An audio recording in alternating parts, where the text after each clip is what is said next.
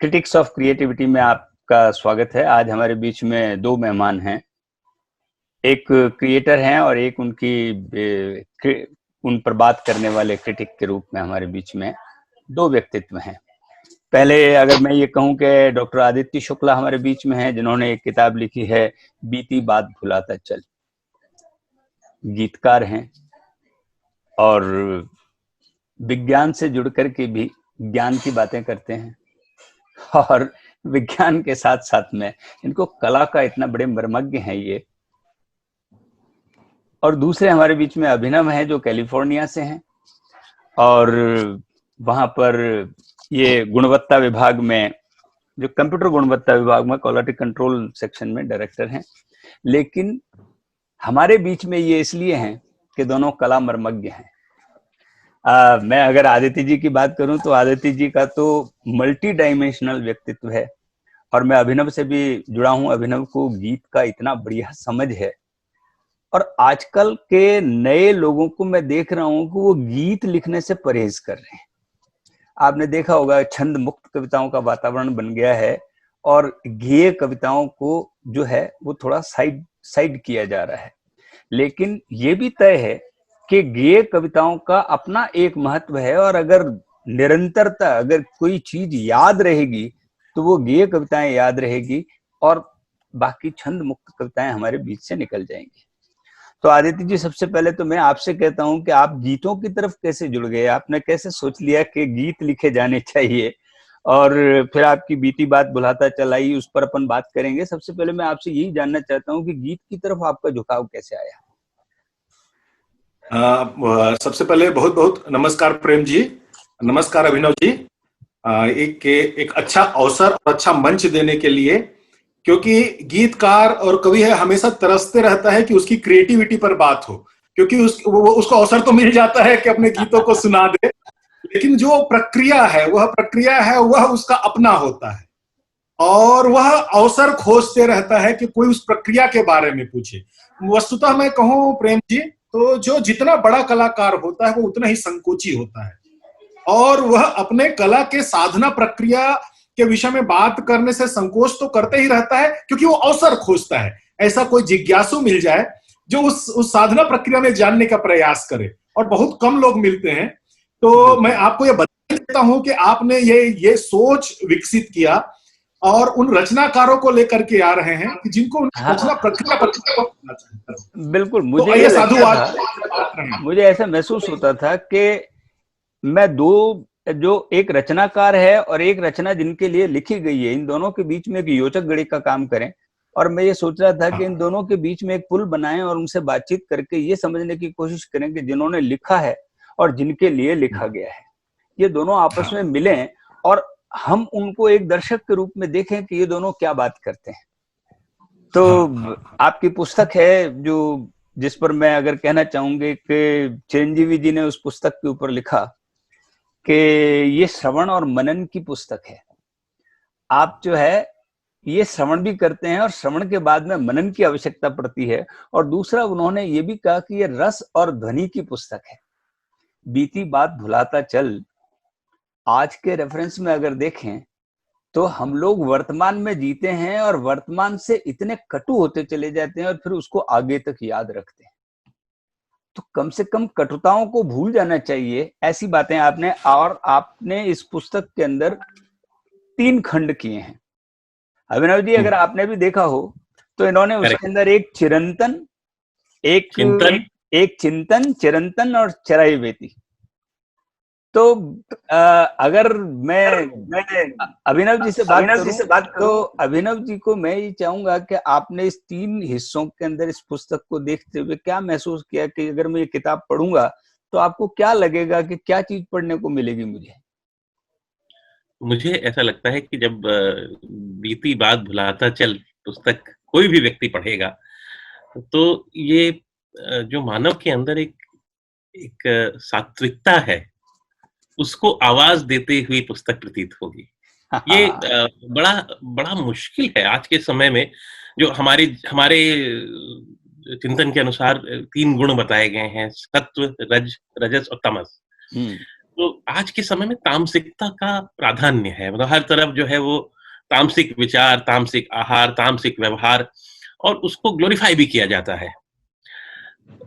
अगर आप उससे हटते हैं तो फिर अब आप मोड ऑफ पैशन में रहते हैं, कि मतलब अगर आप तामसी नहीं है तो आप राजसी हैं, कि आप किसी संघर्ष में लगे हुए हैं, आपको किसी को पीछे गिरा के आगे बढ़ना है, आप बिल्कुल जूझ रहे हैं, और आप लक्ष्य से इतना ज्यादा प्रेरित हैं कि मार्ग का आपको ध्यान नहीं है।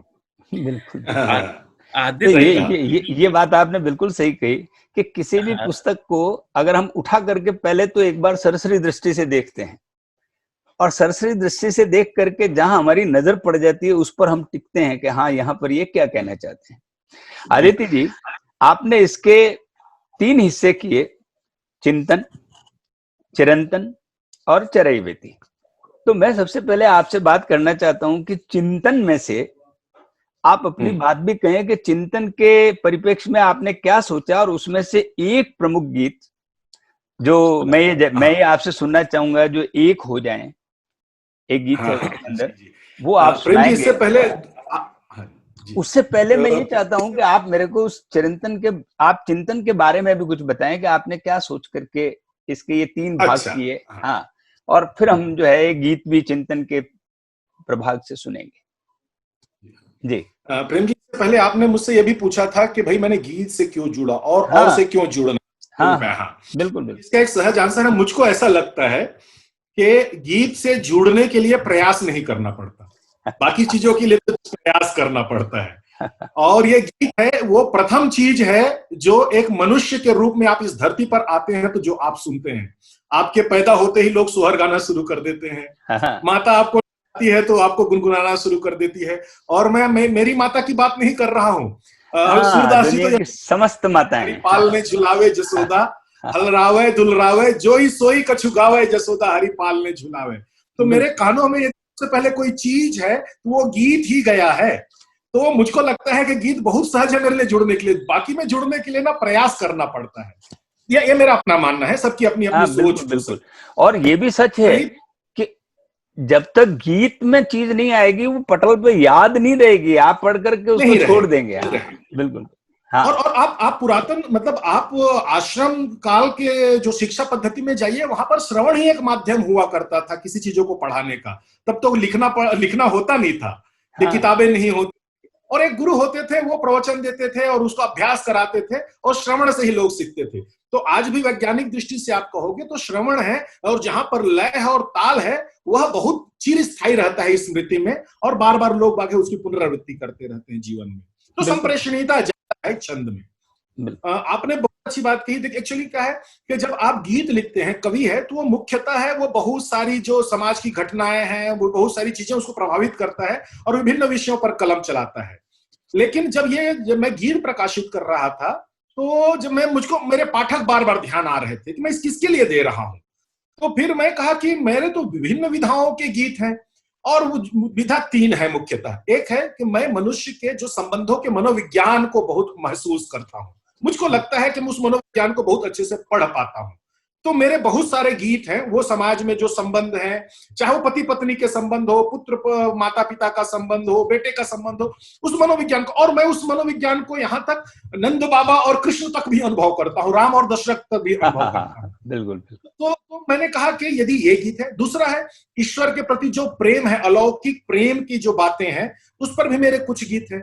कुछ गीत हैं जो चलते फिरते जो जैसे त्योहार पर है, कुछ घटनाएं मुझको प्रभावित कर दी, पर्यावरण पर है, बच्चों के लिए लिखी गीत हैं। तो मैंने कहा ये सारे गीत यदि मैं क्या करूं, अलग अलग किताबें निकालूं, या फिर सारे गीत को एक साथ रखता हूं और उसको यदि मैं व्यवस्थित नहीं करता हूं तो पाठकों में क्या बोलते हैं, राग दोष होगा। जो पढ़ते सर आप अचानक प्रेम पढ़ रहे हैं, फिर आप दीपावली पढ़ना शुरू कर दिए, फिर आप स्वतंत्रता दिवस। तो मैंने कहा कि ये मैं फिर चिंतन किया कि ये कहाँ के गीत हैं। तो मैंने कहा जो चिंतन प्रक्रिया के गीत हैं, मैं जब चिंतन करता हूं तो मानव जीवन के संबंधों के मनोविज्ञान पर तक पहुंचता हूं। सामाजिक गीत है तो उनको मैंने चिंतन के खंड में रख दिया। ये बहुत इस सृष्टि में ईश्वर चिरंतन है, तो जो अलौकिक प्रेम और ईश्वर से संबंधित है, जो दार्शनिक गीत हैं, वो मैंने चिरंतन खंड में रखा। और चरावैती है वो फिरते जो भी जो भावनाएं समेटते फिरता हूँ समाज में, वो चरावेती खंड में है। ये 3 खंड है। चिंतन खंड के गीत हैं वो मैंने प्रयास पूर्वक समाज के लिए लिखे हैं। बिल्कुल ठीक। चिरंतन खंड के गीत है नितांत मेरे अपने हैं, वो उसमें कोई तीसरा व्यक्ति नहीं है, मैं और मेरे ईश्वर है बस। तो मेरे ईश्वर के प्रति संवाद है। तो आप इस दृष्टि से चिरंतन खंड की कविताओं को पढ़ेंगे तो आपके पास 2 ही मिलेगा कि आप यह देख पाएंगे कि आदित्य का ईश्वर के साथ क्या संबंध है, या यदि उस संबंध को आप अपने ईश्वर के साथ अनुभव कर पाएंगे तो आपके समक्ष आपके ईश्वर बैठे दिखेंगे। बिल्कुल। और ईश्वर ये नहीं है कि मैं भगवान या जो अवतारी हैं जिससे मैं प्रभावित हुआ हूं, मेरे गुरु भी हो सकते हैं, उसमें प्रेम जी और अभिनव जी भी हो सकते हैं, एज अ मतलब श्रोता के रूप में आपने जो मुझको प्रभावित किया है। तो जो मेरे आराध्य है। और चरावेती है वह मैं अपने आप को प्रासंगिक बनाने के लिए रखा हुआ हूं। चरावेती खंड की कविताएं हैं, गीत हैं, मुझको प्रासंगिक बनाती हैं कि मैं सिर्फ इस भटका पड़ा हूं, सिर्फ संबंधों में नहीं हूं। तो मुझको प्रासंगिक बनाने वाली कविताएं हैं, वो चरावेती में है। चिंतन में आपने गीत की बात कही। हाँ, मैं ये चाह रहा था अभिनव जी अपन इनसे गीत सुने, क्योंकि बेसिकली जो है हम जब सुनेंगे तब उस पर चर्चा कर पाएंगे। तो मैं चाहता हूं कि आप चिंतन में से एक रचना आप हम दोनों को सुनाएं, अभिनव जी को जो कैलिफोर्निया में बैठ करके और आपकी रचना का लाभ ले रहे हैं, और मैं बेंगलोर में हूं, और फिर इस माध्यम से हम बहुत जन जन तक पहुंचेंगे। तो मैं ये सोच रहा हूं कि ये गीत पहले सुने और उस पर चर्चा करेंगे। तो मैं आपसे निवेदन करता हूं चिंतन खंड से एक गीत एक हो जाएं, आपका एक गीत है। अच्छा। और मैं ये चाहता हूं कि वो गीत आप सुनाएं तो हम लोग फिर उस पर चर्चा करते हैं। तो पहले तो आपको आभार कि आपने मेरी दुविधा कम कर दी कि मैं किसको छापूं। आपने पहले ही तय कर लिया है कि मैं कौन सा गीत पढ़ूं। और प्रेम जी, इसके लिए मैं आपको बधाई देता हूं कि आपने सर्वश्रेष्ठ गीत उसमें से चयन किया। जैसे मैं कहा कि जो चिंतन खंड की कविताएं हैं वह प्रयास पूर्वक समाज के लिए लिखी गई है। तो ये मानव विज्ञान के संबंधों का, मनुष्य के जो संबंधों का मनोविज्ञान की एक श्रेष्ठ गीत है। मैं पढ़ता हूं। हाँ, स्वागत। आओ आज अवसर है एक हो जाएं, आओ आज अवसर है एक हो जाएं। मैं भूलूं कुछ बातें, तुम छोड़ो जिद अपनी, मिलजुल के फिर से कोई गीत नया गाएं।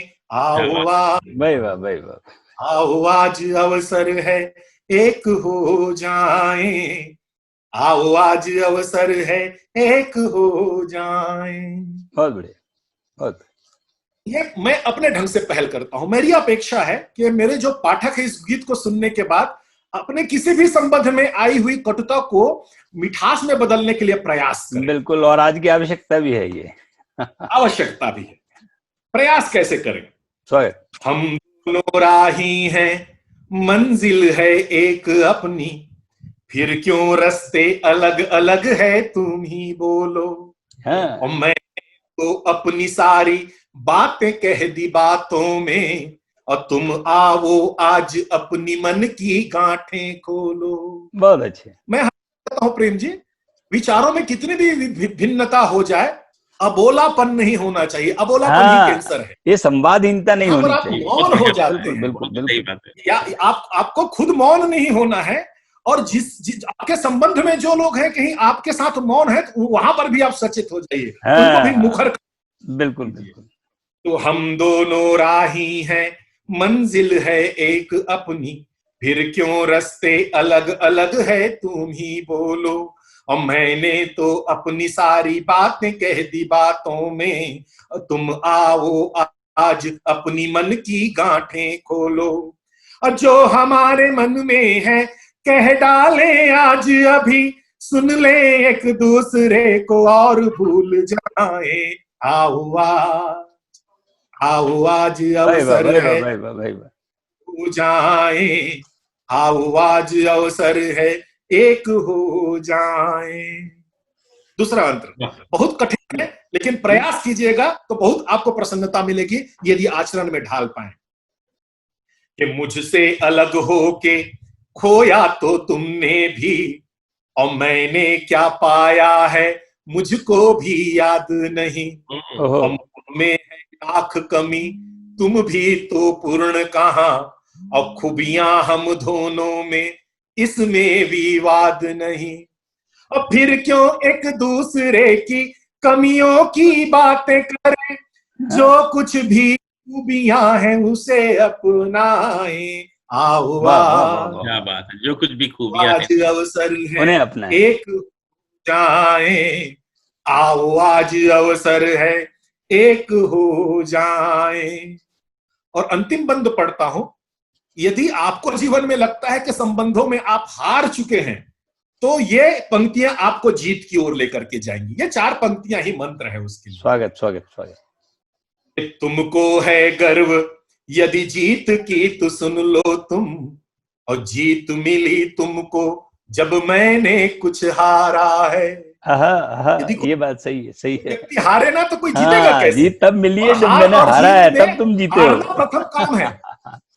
बहुत गुड। हाँ, हार और जीत में हारने की घटना पहले होती है, जीत की तो घोषणा होती है। जीतना कोई नहीं है, जीत है वो हाँ, हार की प्रक्रिया है। जब बिल्कुल कोई बिल्कुल हार तब किसी को विजेता घोषित कर देते हैं।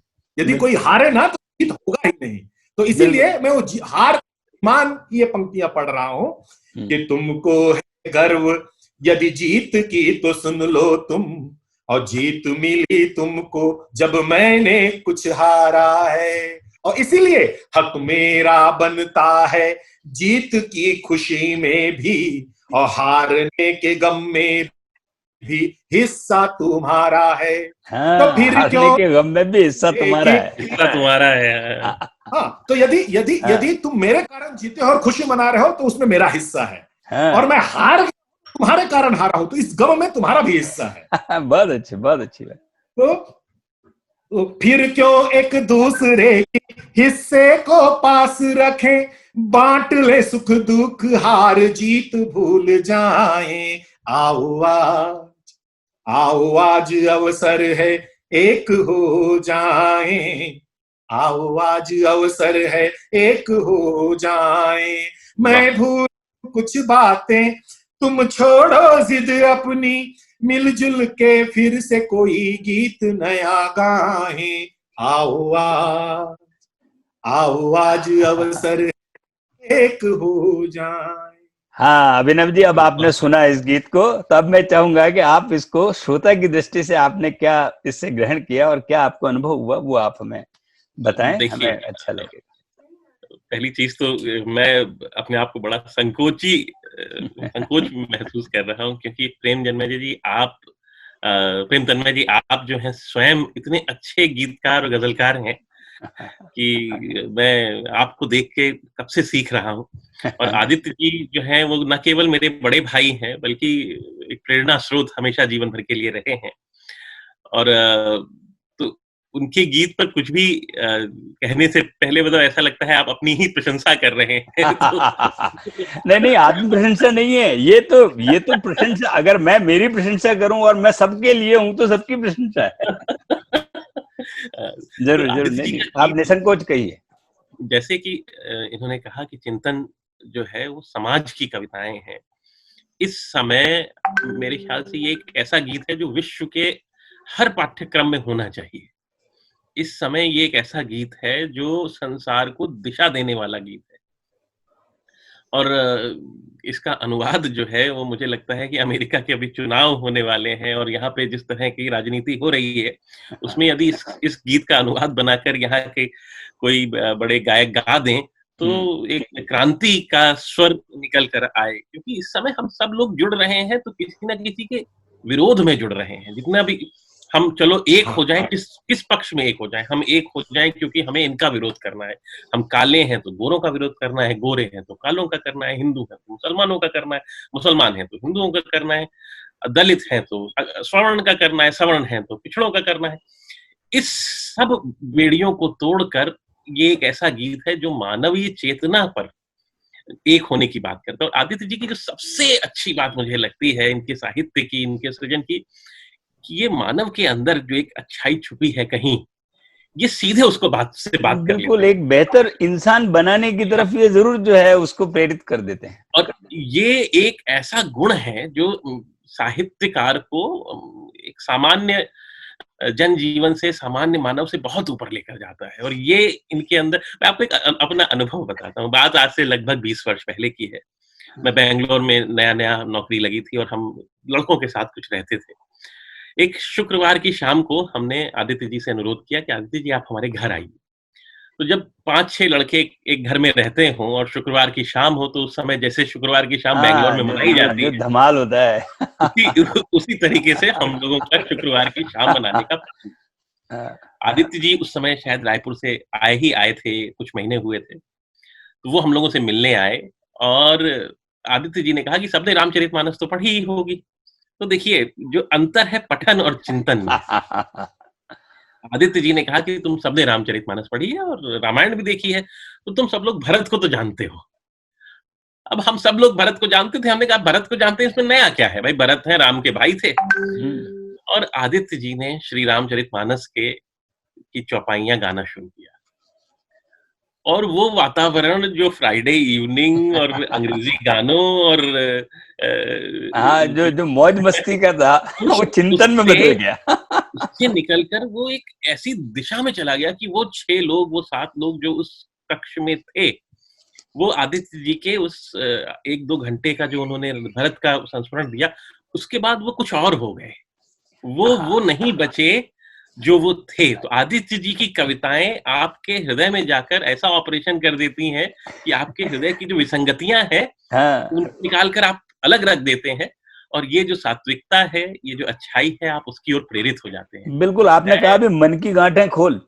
अभी आपने इस गीत के अंदर बोला मन की गांठें मन खोल, की आप कई गाठें। तरह की गांठें भी खोल देते हैं और कमियों पर भी बात करते हैं। आप कहते हैं भाई कमियों पे बात करें, हाँ, हम लोग जो और है ये कमियों पर बात करें। तो ये सोच रहे थे कि एक युवा लड़के हैं और इनको मैं अगर कुछ बेहतर बना करके जाऊं तो अच्छा रहेगा, तो इन्होंने बहुत अच्छी और बात। ये इसके लिए वो प्रयास नहीं करते हैं। ये सहज ये सहज होता है। ये ये सहज सहज जैसे ईश्वर ने कोई वरदान दिया है इनको और मैं तो यही मानता हूँ कि इस युग में आदित्य जी जैसे वरदानी पुरुष के साथ और मुझे संपर्क में आने का और इनके साहित्य को पढ़ने का अवसर मिला हाँ और हाँ, मैं बड़े इन्होंने इन्होंने हनुमान जी के व्यक्तित्व को आज के परिप्रेक्ष्य में ढालने पर भी बहुत अच्छी बातें कही है। और इन्होंने बहुत सारी चीजों को, मतलब सबसे बड़ी बात है कि पुराने को पुराना और नए को नया कह करके छोड़ने से काम नहीं चलेगा। पुराने को नए के रेफरेंस में काम करने में, उसको उसको उसको यूज करने और उनको जीवन में ढालने में कैसे उसको उपयोगिता हो सकती है, इस पर बिल्कुल बड़ी बड़ी बड़ी बात जो है वो आदित्य जी करते बिल्कुल हैं। जी। एक बात मैं और अनुरोध हाँ करना हाँ हाँ चाहूँगा कि हाँ, क्या है फरमाइए। कि आम तौर पर हम साहित्यकारों के प्रति जब बात होती है, तो साहित्यकार लिख कर अपने काम की इतिश्री मान लेते हैं कि भाई मैंने ये लिख दिया है, अब आप जाने आपका काम जाने। पर आदित्य जी केवल लिखते नहीं हैं, आदित्य जी लिखते हैं, उसको चरित्र में उतारते हैं हाँ, और समाज के सामने एक उदाहरण प्रस्तुत करते हैं। ये गुण जो है, ये मुझे तो इस समय भारत के किसी भी बड़े से बड़े साहित्यकार में नहीं देखने को मिलता है। लोग बहुत पोथी सही। लिख देते हैं, पोथी पढ़-पढ़ जग हाँ, पंडित जग भया मोह न पंडित कोई, भयानक होए। पंडित भया न कोई। तो वो स्थिति आदित्य जी की नहीं है। आदित्य जी जो लिखते हैं, उसको अपने अंदर महसूस करते हैं, उसको अपने चरित्र में उतारते हैं हाँ और हाँ, फिर समाज के सामने एक उदाहरण प्रस्तुत करते हैं। सामाजिकता के प्रति जो इनका समर्पण है, वो देखने लायक है और मैं बिल्कुल तो कमाल। मानता हूँ अ, कि ये बैंगलोर वासियों का बड़ा सौभाग्य है कि आदित्य जी जैसा एक नहीं नहीं, ये हमारे समाज का भी बहुत बड़ा सौभाग्य है कि आदित्य जी जैसे गीतकार जो मन के अंदर सीधे घुस जाते हैं। ऐसे हाँ, गीतकार जो जब ये गीत सुनाते हैं तो जितने श्रोता होते हैं वो इनके साथ में एकदम तादाद में स्थापित कर लेते हैं। मैं इनको देखिए निवेदन करता हूँ कि मैं चिरंतन बस में से एक गीत मैं आप हमारे बीच चिरंतन में। तक जाए मैं इससे पहले बस ये कहूँ कि जब ये प्रस्तुति जो है इनकी, हाँ उसका तो ऐसा है कि हमने कभी कृष्ण को बांसुरी बजाते नहीं देखा है, पर हमने आदित्य जी को मंच पर गीत गाते देखा है। अरे वाह वाह तो वाह कुछ वाह, कुछ अनुमान लगा सारी सकते हैं सारी कि बात निकल करके आ गई इसमें। हाँ वाकई इतना इतना आप उससे जुड़ जाते हैं गीत से कि, तो मैं निवेदन करता हूँ आदित्य जी, आपके चिरंतन वाले पक्ष से पता नहीं कहाँ जाना है, एक गीत जो है वो अद्भुत गीत है। बहुत मुझे पसंद आया था और मैं ये सोच रहा हूँ कि ये आप हम लोगों के बीच में रखें, वो चिरंतन का एक गीत बहुत अच्छा। प्रेम जी और अभिनव, पहले तो बहुत बहुत धन्यवाद इतनी अच्छी अच्छी बातें सुनने को मिलती नहीं है। तो मैं इसको पुनः उन गीतों को समर्पित करता हूँ। इस पर एक प्रतिक्रिया मैं देना चाहूंगा, क्योंकि आपको ये चीजें प्रभावित की, और उसका कारण क्या हो सकता है ये मुझको बताना पड़ेगा, क्योंकि ये मुझको अवसर मिला है। तो इसका कारण ये है कि मैं हमेशा समाधान की बातें सोचता हूं। वस्तुतः जो गीत, कविता, साहित्य है वो समस्याओं से उत्पन्न होती है। हाँ। और बहुत सारे गीत और कविता हैं वह समस्याओं तक ही सीमित रह जाती हैं। समस्याओं के महिमा मंडन तक ही वो अपने आप को केंद्रित करके रख लेती है। यदि कविता है समाधान की यात्रा करे और समाधान के पक्ष को उज्जवल बनाए, तो वो कविता है इसी रूप में ही समाज के सामने आती है। बिल्कुल बिल्कुल, स्वागत। तो मुझको लगता है कि मेरे गीतों को लोग जिनको प्रिय है वो इसीलिए प्रिय है कि वो समस्याओं की बात तो उथली पर करती है, लेकिन ज्यादा से ज्यादा समाधान मिलता है उनको।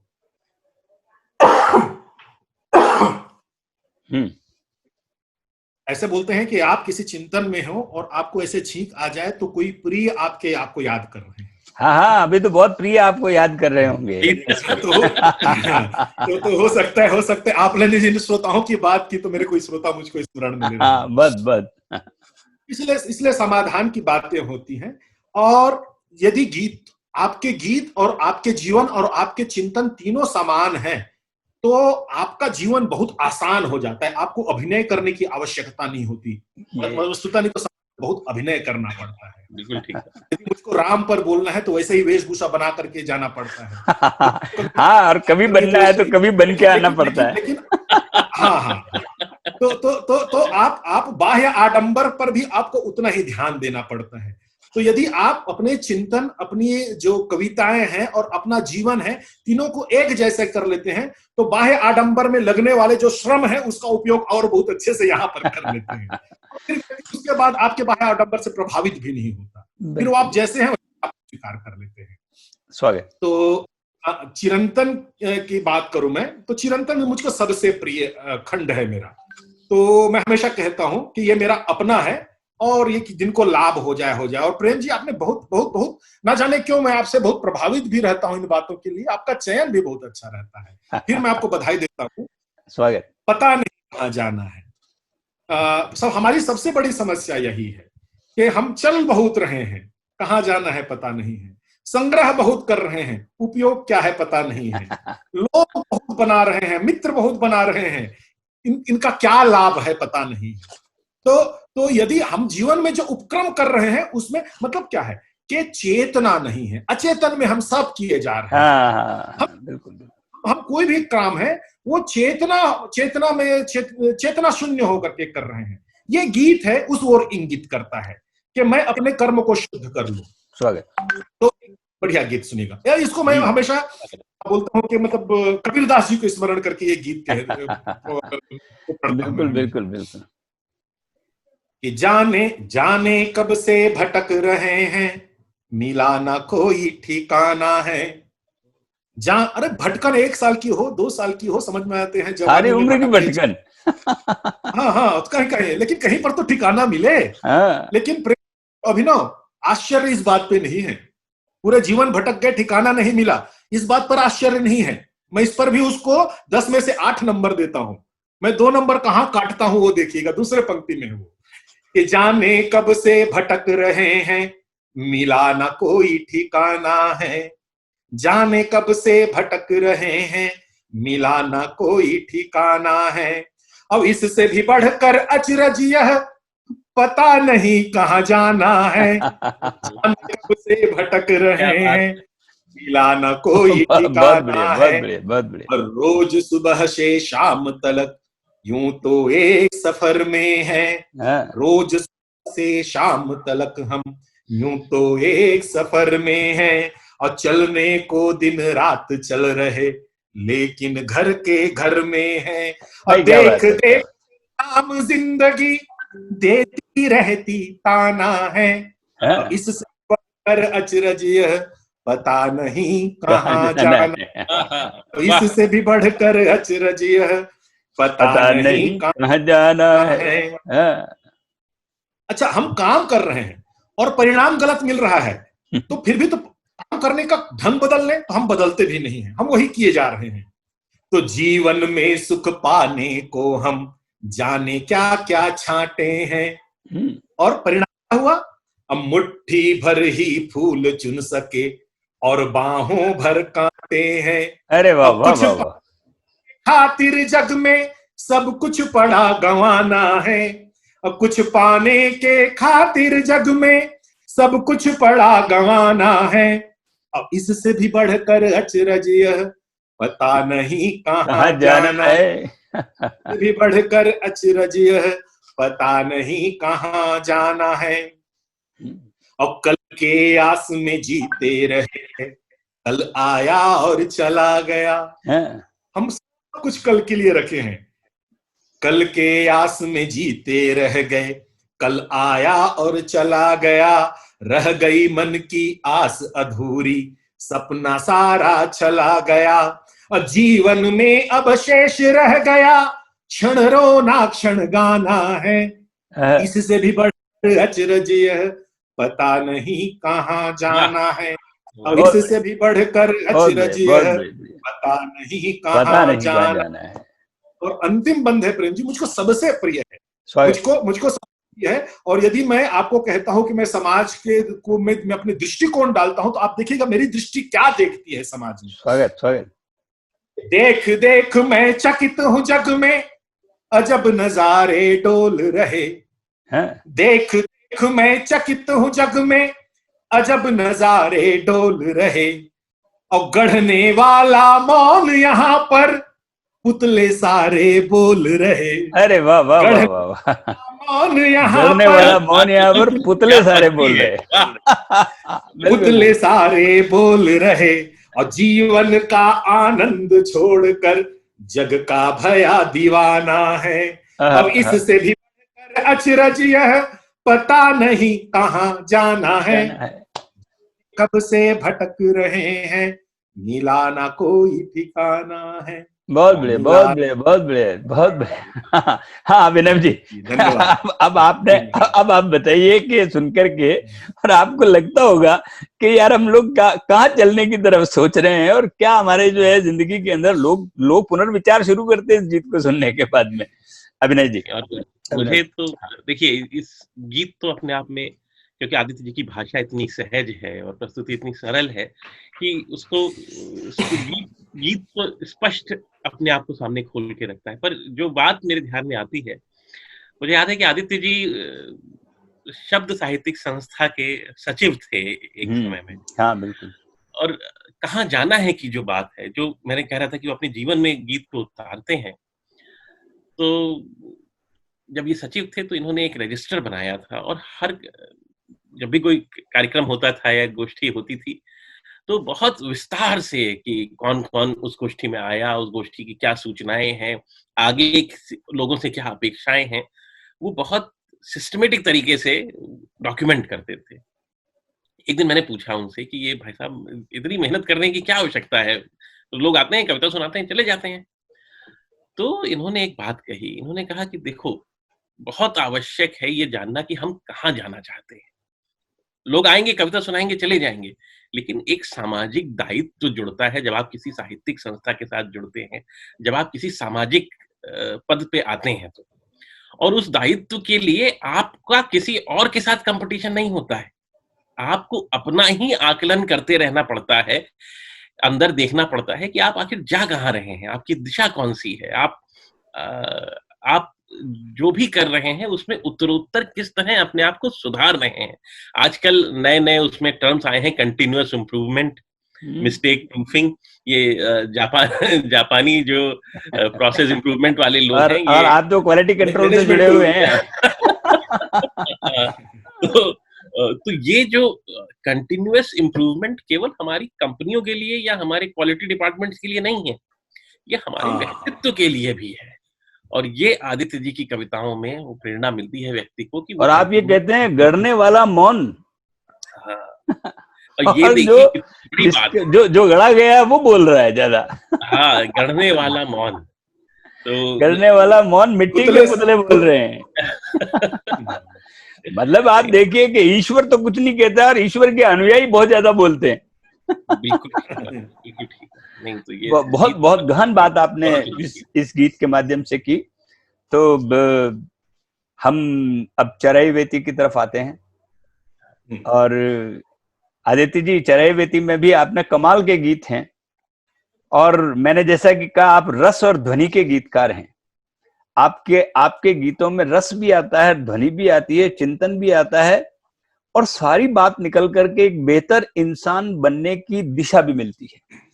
तो मैं ये चाहता हूं कि एक गीत आपसे और सुना जाए, जो आपका तीसरा खंड है उस किताब का, बीती बात भुलाता चल। पहले तो मैं यही बात पर सबसे पहले आपको बधाई देता हूं कि आप हमेशा ये किताब हाथ में आते ही एक आदमी सोचता है कि यार चलो छोड़ो, अपन तो नया शुरू करते हैं। तो यही बात सबसे अच्छी है कि किताब का शीर्षक भी पढ़ा हो तो आपका नया सोचने का अवसर मिलता है और आप तुरंत बीती बात को विसार देते हैं। तो मैं चराई वेती में से शीर्षक, ये शीर्षक भी है ना प्रेम जी, बहुत बढ़िया है। जो गजल मैं लोगों से कहूंगा यदि उनको अवसर मिले तो पढ़े। ये गजल भी अपने आप में संपूर्ण कोर्स है जो व्यक्तित्व और जीवन का। उसमें है बीती बात भुलाता चल, कोई नगमा गाता चल, राह मिलेंगे फूल और कांटे सबको गले लगाता चल। तो राह में भी मिलेंगे, कांटे भी मिलेंगे। हाँ, गले लगाने का मतलब ये है कि भाई अपने आप को सुरक्षित गले लगाना। मुझको बहुत लोगों ने, विद्वानों ने कहा भाई कांटे को कोई गले कैसे लगाएगा। मैं बोला आप समझ लो कोई आदमी कांटे को गले लगा है तो कितना चेतना संपन्न व्यक्ति है, तो अपना हानि नहीं करता, हानि के लिए कोई किसी को गले नहीं लगाता। अरे नहीं, कांटों की बाड़ बना करके हम पूरे घर को गले पे लगवा देते हैं उसको, वही आवश्यक प्रवेश न हो। हाँ, तो मैं वही कहा कि सब में विशेषता देखने की बात है। तो उसमें दूसरी लाइन कहती है कि नहीं जरूरी हरदम सोचे कोई हमको अपना ले। भाई आप चाहते हो कि हमारा संबंध बने, एक दूसरे के साहचर्य हो, समन्वय हो, तो आप ये क्यों चाहते हो पहल कोई दूसरा करे। नहीं जरूरी वो सोचे कोई हमको अपना ले, और जिसका कोई नहीं है जग में उसको तू अपनाता चल। ठीक है, आपके बहुत सारे लोग हैं सोच रहे हैं, तो आप ही पहल कर लो भाई। नहीं बिल्कुल सही कहा। और ये अभी के मतलब प्रसंगों से बात आ गई। इसी का एक अगला शेर में पढ़ना चाहूंगा क्योंकि आज की स्थिति के लिए बहुत प्रासंगिक है वो। कि अगर सीखना चाहो सीखो मजे की कछुए से। आप सीखने के लिए बहुत कुछ है। दत्तात्रेय जी के 24 गुरु थे, उन्होंने पत्थर को भी गुरु बनाया, उससे भी सीख लिया उन्होंने। तो अगर सीखना चाहो सीखो बात मजे की कछुए से, अरे कभी सिमट जाओ खुद में, कभी खुद को फैलाता चल। बहुत अच्छे, बहुत अच्छे हैं। अवसर आएंगे आपको, हमेशा फैला करके मत चलिए। जहां आपको लगता है कि नुकसान होने वाला है तो सिमट जाइए, जैसे कछुआ सिमट जाता है। तो अभी ये जो कोरोना सिमटने का काल है, हाँ, ये आवश्यकताओं को कम करने का काल है। हाँ, बहुत तो अपने आप को बहुत सुरक्षित रखने का काल है, अपने आप को समेटने का काल। ये आपके बीती बात भुलाता चल पूरी पुस्तक का रीस इसके अंदर निकल करके आ गया है। तो मैं एक गीत आपको कह रहा था, जो गीत आपने कहा मैं सृजन ढूंढता हूँ, मैं जल्दी से पढ़ देता हूँ उसको। और उसको मैं बताता नहीं हूँ क्योंकि मैं सिंपल ऐसे पढ़ के सुनाता हूँ तो ज्यादा अच्छा लगेगा। और फिर मैं आपको बताया, आपके प्रति मैं कृतज्ञ हूँ कि सबसे पहले आपने गीत के जो तीनों खंड में मुझको एक एक गीत छांट करके दे दिए। तो पहले तो मेरा आप श्रम कर दिए और बहुत अच्छे गीत आपने दिया, और समग्र रूप से वो किताब पर चर्चा हो जाएगी। बिल्कुल बिल्कुल। हमारे शास्त्रों की भी विशेषता है, हम एक व्यक्ति को कभी भी मतलब महत्व नहीं देते, चाहे वो अवतारी क्यों ना हो। राम का अपना उतना महत्व नहीं है जितना राम और सीता का है। कृष्ण का उतना महत्व नहीं जितना राधा और कृष्ण का है। और गंगा मोक्ष है लेकिन गंगा का उतना महत्व नहीं है जितना त्रिवेणी संगम का है। तो संपूर्ण जीवन है। और आप देखिए कि मैं आदित्य के रूप में ये गीत लिख लेता और आज यहाँ अकेले रहता तो मेरी विशेषता क्या होती। तो मैं अपने आप को धन्य मान रहा हूं। मेरी विशेषता है कि प्रेम जी है, ये इनिशिएट करते हैं और अभिनव उस पर अपना विचार है। जीवन यही है, जीवन यही है, समन्वय का ही जीवन है। और जीवन में जिस आप समन्वय को हटाते हैं, साहचर्य को हटाते हैं, तो आप पशु बनने की ओर आगे बढ़ रहे हैं। बिल्कुल, एक बेहतर इंसान बनने की आप में संभावनाएं समाप्त कर देते हैं। पशु में भी हिंसक पशु, क्योंकि पशु भी है वो थोड़ा सा झुंड में ही रहता है। तो ये भी चेतना का ही गीत है। तुम अधर ढूंढते मैं नयन ढूंढता। अंतर क्या है? और ये शिकायत की कविता है। मैं किसी हाँ व्यक्ति से शिकायत करता हूं तो जो बिल्कुल। पढ़े और वो कहीं ये इस गीत का विषय हो तो वो सुधर जाए, क्योंकि मैं उसको शिकायत कर रहा हूं कि बिल्कुल तुम अधर ढूंढते, मैं नयन ढूंढता, तुम कली ढूंढते, मैं चमन ढूंढता। मुझे एक कली से मेरा काम नहीं होता, मुझको तो चमन चाहिए। और सोच अपनी है, अलग राह है, तुमको विध्वंस प्रिय, मैं सृजन ढूंढता। क्या बात, वाह, तुमको क्या विध्वंस बात। प्रिय मैं सृजन ढूंढता। हाँ, शंख घंटी की ध्वनि से सुरमय जीवन। मेरा मेरा जो संस्कार है, शंख घंटी की ध्वनि से सुरमय जीवन, तो रोज सुबह अजाने जगाती मुझे, और मुझे प्यारी तुलसी की चौपाई है, तो छंद रस खान के भी हैं भाते मुझे। वाह, बहुत अच्छे, बहुत गंगा अच्छे। प्यारी, गंगा प्यारी मुझे भी है। यदि आप गंगा की बहुत बड़ी बड़ी बात करते हैं तो आपसे कम प्रिय गंगा मुझको नहीं है। गंगा प्यारी मुझे भी है, पर मैं सदा गंगा संग जमुना का मिलन ढूंढता। तुम बहुत अधर अच्छे। ढूंढते, मैं नयन ढूंढता, तुम कली ढूंढते, मैं चमन ढूंढता। क्या बहुत बात। अच्छे, बहुत अच्छे, बहुत अच्छे। और रंग सब है चटक, रंग सब है चटक, इनको बांटो नहीं। हाँ रंग है चटक, हाँ, इनको आजकल बांटो तो रंग नहीं। भी बट गए हैं। हाँ हाँ हाँ हाँ हाँ, हाँ हाँ। मैं आपकी गूढ़ अर्थ को समझ रहा हूँ कि हाँ आपके हाँ, रंगों ये से क्या संकेत की मीनिंग है। कविता है, मैं हाँ, इसीलिए कहा संकेत ना। की और मेरे कविता ख्याल से संकेत में ही मुझको समझाती याद है नहीं है। बात। हाँ हाँ हाँ हाँ हाँ हाँ हाँ हाँ। हाँ तो केसरिया हिंदू हुआ, मुझको याद नहीं है किसने कहा कि बात कही है ये। उर्मिलेश जी ने कहा था, हाँ, केसरिया। उर्मिलेश जी का है, उनको प्रणाम, उनकी स्मृति, हाँ पावन स्मृति को प्रणाम। उर्मिलेश जी ने कहा है ये कि केसरिया हिंदू हुआ, हरा हुआ इस्लाम। इस्लाम, और रंगों में भी लिख दिया जाति धर्म का नाम। हाँ तो रंग छांट सकते हैं प्रेम जी, कोई तकलीफ नहीं है। 7 रंग है, रंग छांट सकते हैं, लेकिन रंग को छांटने से क्या परेशानी हो सकती है वो मैं बता रहा हूं आपको, बिल्कुल, है आप ना। बताइए। हाँ सब है चटक, इनको छांटो नहीं, इनको रंग सब है चटक, इनको बांटो नहीं, इंद्रधनुष को जीवन में आ जाने दो। हाँ, सारे रंग आ इंद्रधनुष जाने दो खुशियों का जीवन में। प्रतीक है, और जब तक 7 रंग रहेंगे तभी इंद्रधनुष बनेगा। एक रंग हटाओगे तो इंद्रधनुष नहीं बनेगा। बिल्कुल। तो ये प्रतीक है, प्रतीक है इंद्रधनुष, मतलब खुशियों का प्रतीक। तो हाँ रंग सब है चटक, इनको बांटो नहीं, इंद्रधनुष को जीवन में आ जाने दो। और संकेत की बात है, आप समझ जाएंगे तो मैं बहुत प्रसन्न होऊंगा। और सूर्य किरणों से भगवा को छांटो नहीं, हरी घास पर इसको छा जाने दो। अरे वाह वाह वाह वाह, अगर सूर्य हरी घास पर छाएगा तो हरी घास पनपेगी भी। अगर सूर्य नहीं होगा तो हाँ, पौधा भी नहीं तो मुरझा हरी घास जाएगा। पनपेगी ही नहीं। हाँ बिल्कुल, हरी पनपेगी नहीं। आप सूर्य में से भगवा को हटा दोगे, जो हाँ लालिमा है, जो सूर्य उगते समय जो दिखता है, और हाँ, उसी समय सबका पोषण हरी घास को मिलता है उसी रोशनी बिल्कुल से। बिल्कुल बिल्कुल। है चटक, इनको बांटो नहीं, हरी घास पर इनको इंद्रधनुष को जीवन में आ जाने दो। और रंग सब है सूर्य किरणों से भगवा को छांटो नहीं, हरी घास पर इनको छा जाने दो। और है ये बरसों का जख्म कुरेदा हुआ, है है ये ये बरसों बरसों का का जख्म कुरेदा हुआ। हुआ, तुम तपन ढूंढते, मैं छुअन ढूंढता। सोच अपनी अलग है, अलग राह है, तुमको विध्वंस प्रिय, मैं सृजन ढूंढता। क्या बात। तुमको विध्वंस बहुत प्रिय, बढ़िया, मैं बहुत बढ़िया, बहुत बढ़िया, बहुत बढ़िया। वाह, कितना कितना सामयिक गीत। पूरे विश्व के अंदर अगर देखा जाए इस वक्त, तो इस गीत की जरूरत पड़ती है। आपस के अंदर जो जो वैमनस्य है, उस वैमनस्य को ये दूर करने की बात करता है। अभिनव जी, आप क्या कहते हैं? कहना तो आपको है। नहीं, देखिए, तुमको विध्वंस प्रिय मैं सृजन ढूंढता, ये जो पंक्ति है, ये अपने आप में कितने अर्थ छुपाए हुए है ये पंक्ति। और आदित्य जी के व्यक्तित्व की जब हम बात करते हैं, कृतित्व की तो बात हो ही रही है, तो हाँ, बिल्कुल कृतित्व बिल्कुल। मैं जो बात कहने की कोशिश कर रहा हूँ कि आदित्य जी का व्यक्तित्व और कृतित्व एकम एक है। हाँ बिल्कुल बिल्कुल, ये दोनों जुड़े हुए हैं, ये अलग अलग नहीं कर सकते। ये और ये जो है, ये मैं बहुत आह्लादित होता हूँ ये देखकर, और बहुत प्रेरित भी होता हूँ आदित्य जी को सुनकर और देखकर। अभी कुछ समय पहले हमारे बेंगलोर में ही एक साहित्यकार थे, उनके परिवार में किसी के स्वास्थ्य बहुत खराब हो गया था। आदित्य जी रात दिन उनकी सेवा में तत्पर रहे। संयोग से मैं भी उस समय बेंगलोर में ही था। और जो मतलब मैंने कई बार मुझे लगा वो अपने जीवन में जो है उस कुछ उनके सब मतलब दूसरों के लिए अपने को जैसे सोता है कि जल के दूसरों को रोशनी दे देता है दीपक, उस तरीके से आदित्य जी जो है वो लगे हुए थे। तो मैंने अनुरोध किया, मैंने कहा अरे भाई साहब कहाँ चक्कर में पड़े हैं आप, एक सामान्य उसमें। तो इन्होंने कहा कि देखो अभिनव, आवश्यक ये है कि इस जिस समय सबसे आपका महत्व आपकी उपयोगिता में है। इस समय मेरा सर्वोत्तम उपयोग कहाँ पे हो सकता है? इस समय वो मेरे प्रिय हैं, मेरे आदरणीय हैं, उनकी मदद करने का मेरे मन में भाव है। और ये कोई पहले व्यक्ति नहीं है जिनके लिए मैं ऐसा कर रहा हूँ कि मैं सोया नहीं हूँ, लेकिन मुझे उनकी चिंता अधिक है या उनकी चिंता में नहीं सो पा रहा हूँ मैं।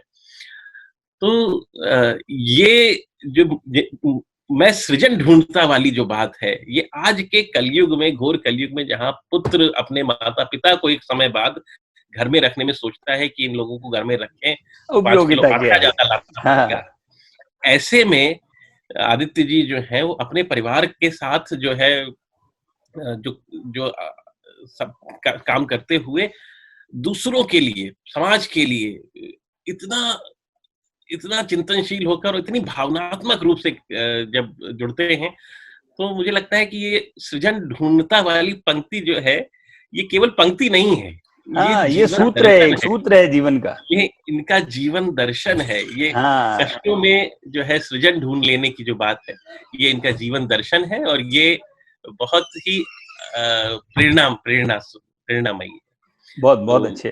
तो और आ, बाकी जो इन्होंने एक अंतिम बात ये कि बाकी जो इन्होंने ये बात कही कि समन्वय की आवश्यकता है, तो इस समय हम सब जो है वो फेसबुक पे 5-5 हजार मित्रों की सूची लिए बैठे हैं, लेकिन जब हमें कोई समस्या होती है तो एक भी मित्र हमें अपने घर के दरवाजे पे नहीं दिखता है या हमारे मन के दरवाजे पे नहीं दिखता है। हाँ, हाँ, तो ये हाँ, बहुत बड़ी विसंगति है समाज की और बिल्कुल ये बिल्कुल गीत उस बिल्कुल। विसंगति को भी मेरे ख्याल से इंगित करता है।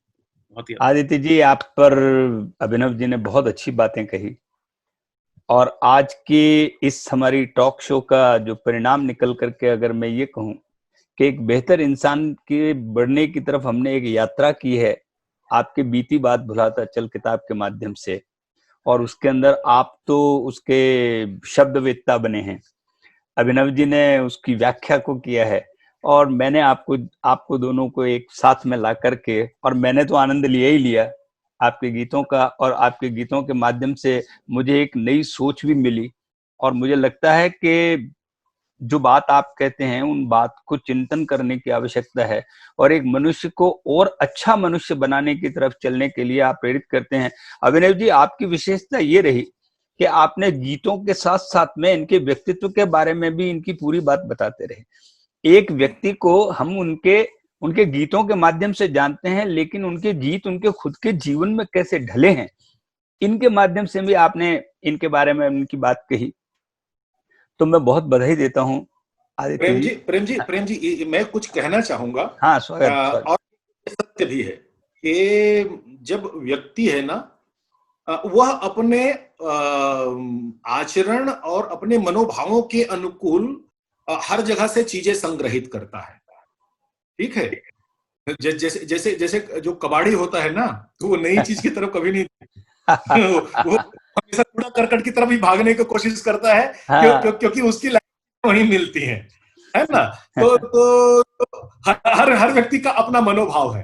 तो अभिनव को मैं बहुत अच्छे से जानता हूँ। अभिनव है और बहुत कई मायनों में मुझको प्रेरित भी करता है। जितना अपने आप को प्रासंगिक बना करके रखना, और जितना अपने आप को समन्वय के प्रतिमूर्ति है वो, और जो नेटवर्क है, पर्सनल रिलेशनशिप है, कैसे बना करके रखना चाहिए, अभिनव से सीखना चाहिए। क्योंकि मैं आपको एक घटना बताता हूँ। अभिनव, जब मैं 2003 में बेंगलोर आया हुआ था, तो अभिनव बेंगलोर में बड़ा छाया हुआ व्यक्ति था। ये मुझको मतलब कॉम्प्लेक्स होता था। ठीक है। और मैं उस समय बड़ा मेच्योर नहीं था। मैं तो छत्तीसगढ़ से आया हुआ था बेंगलोर में, और जब गोष्ठियां होती थी तो अभिनव है मतलब 1 महीना पहले ही अमेरिका प्रवास किया था, और उससे पहले बेंगलोर में अपना बढ़िया खूब साख जमा करके रखा हुआ था, अपनी कविताओं का, अपने व्यक्तित्व का, अपने आचरण का। और अभिनव भी है, उनके गीतों में, उनके व्यक्तित्व में कोई ज्यादा भेद नहीं है, इसीलिए वो ये अनुभव कर पा रहा है मेरे साथ भी। तो ये अभिनव की विशेषता है ये। तो क्या हुआ कि जब मैं कविताएं पढ़ता था तो लोग मेरी प्रशंसा कम करते थे, अभिनव को ज्यादा याद करते थे। ठीक है। तो मैं मन ही मन अनुभव किया कि भाई एक व्यक्ति है, अपने आचरण से, अपने व्यक्तित्व से कैसा स्थान बना सकता है कि कोई दूसरा व्यक्ति उसके अनुरूप भी आ जाए तो लोग बाग उसकी प्रशंसा, उसकी तरफ ध्यान नहीं देते, उसको स्मृति में लाके आते हैं। ठीक है, तो मुझको आज याद है सरोजा व्यास जी के घर में गोष्ठी, उसने कहा कि भाई वो पूरी गोष्ठी के दौरान मैं कहीं पर चर्चा में नहीं रहा, अभिनव ही चर्चा में रहे। हर लोग ने कहा अरे तो अभिनव जी की विशेषता है कि तनावग्रस्त लाइफ स्टाइल में से सरल और सहज हो जाते हैं। अच्छा, हाँ, और उसके बाद प्रेम जी, इनके पास एक साहित्यिक जो प्रतिभा है, जो इस हिंदी भाषा पर को लेकर, एक तो ये टेक्नोक्रेट है, ठीक है, तकनीकी विशेषज्ञ हैं, हाँ। तो उसके भी ये दूर देश अमेरिका में जाते हैं और अपने लिए साहित्यिक का वातावरण बनाते हैं। बिल्कुल, और आपने ई विश्वा करके, और अमेरिका में आपने ई विश्वा करके एक संस्था भी आपने खड़ी की है, और आप 10 साल तक उपसंपादक रहे हिंदी चेतना का कनाडा के अंदर। मैंने आपका बायोडाटा देख रहा था मैं, तो आपने तो हिंदी को बहुत कुछ किया है बाहर रहते हुए भी। और ना सिर्फ अमेरिका में, वहां पर अमेरिका में जाने के बाद इसके लिए पूरा विश्व है वह एक मंच हो गया। हाँ। और मैं बता रहा हूँ, भारत में जो अपने आप को सबसे ज्यादा बिजी कवि समझते हैं ना, अमेरिका में अभिनव उससे ज्यादा बिजी है। बिल्कुल बिल्कुल। मंचों पर नहीं जाते तो अपनी व्यस्तता के कारण नहीं जा पाते, लेकिन डिमांड उसकी आज भी वहां पर उतनी ही है। तो ये अपने आप को नहीं, मैंने तो गीत सुने अभिनव जी के, और अगले किसी शो में मैं अभिनव जी को एज ए जो है वो गीतकार आमंत्रित करूंगा, और हम लोग सब बैठ करके उस पर चर्चा करेंगे। अवश्य करना भी चाहिए, ऐसा काम होगा।